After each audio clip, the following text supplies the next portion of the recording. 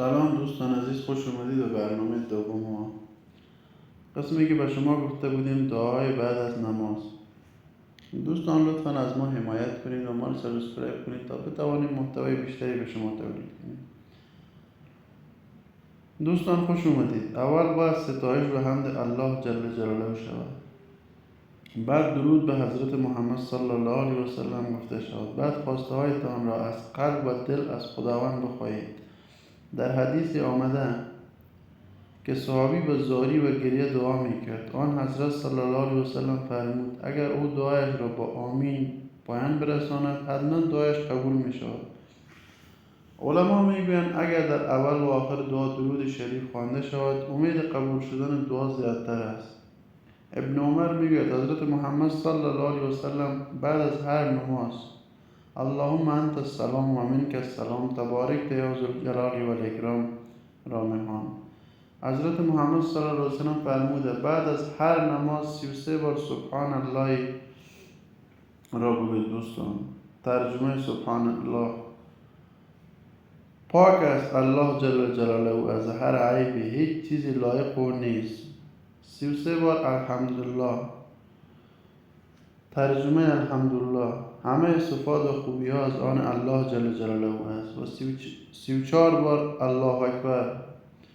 ترجمه الله اکبر دوستان: الله جل جلاله بسیار بزرگ است. و همچنین سوره قل اعوذ برب الفلق، قل اعوذ برب الناس، قل هو الله احد.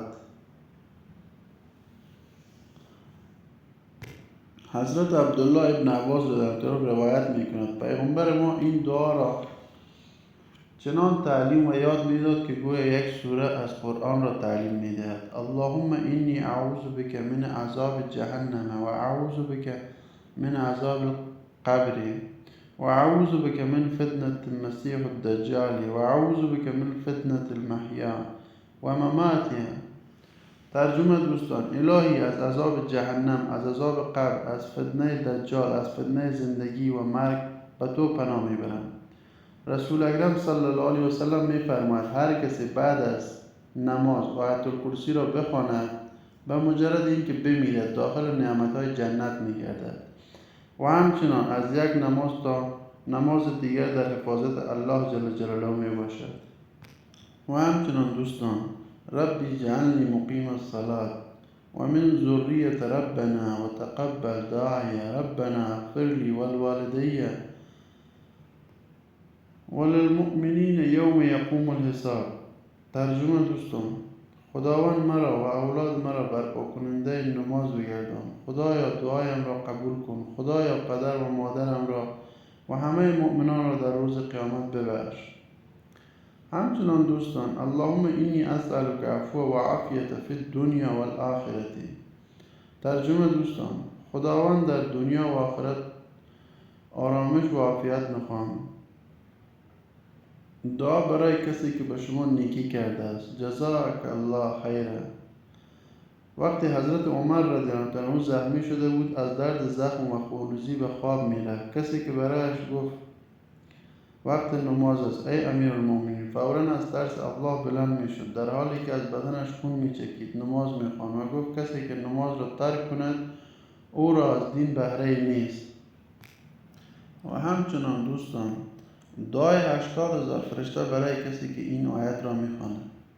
هر کسی 3 بار اعوذ بالله السمیع العلیم من الشیطان الرجیم را بخواند بعداً آیت آخر سوره حشره را صبح و شام 1 بار بخواند 70,000 ملائک فرشته برایش از صبح تا شب و از شب تا صبح دعای مغفرت و بخشش میکند و اگر در همان روز بمیرد درجه شهادت را میبرد. هو الله الذی لا اله الا هو عالم الغیب و الشهادة و هو الرحمن الرحیم. هو الله الذی لا اله الا هو مالک القدوس السلام سلام المؤمن المهيمن العزيز الجبار المتكبر سبحان الله عما يشركون. هو الله خالق البارئ المصور له الأسماء الحسنة يسبح له ما في السماوات والأرض وهو عزيز الحكيم. ترجمه دوستان بجز الله دیگر الله نیست. او از آشکارا و پنهان خبر دارد. او بسیار مهربان و بخشنده است. بجز او دیگر معبودی نیست. او پادشاه و مالک بسیار پاک و بدون عیب و پناهدهنده و حفاظت کننده است. او غالب، پیروز، قوی و درست کننده خرابی هاست. او بسیار بزرگ و از شرک پاک است. خداوند پیدا کننده و جور کننده صورت دهنده است. او را نامهای شایسته است. هرچه در آسمان و زمین است او را تسبیح می کند. او از غالب، پیروز، با حکمت. دوستان لطفا از ما حمایت کنید. کمی کاستی اگر بود ببخشید و بزرگواریتون. امیدواریم که در آینده بتوانیم محتویات خوبی به شما ارائه کنیم. دوستان لطفا از ما حمایت کنید. یک کم اولای برنامه ببخشید دیگه.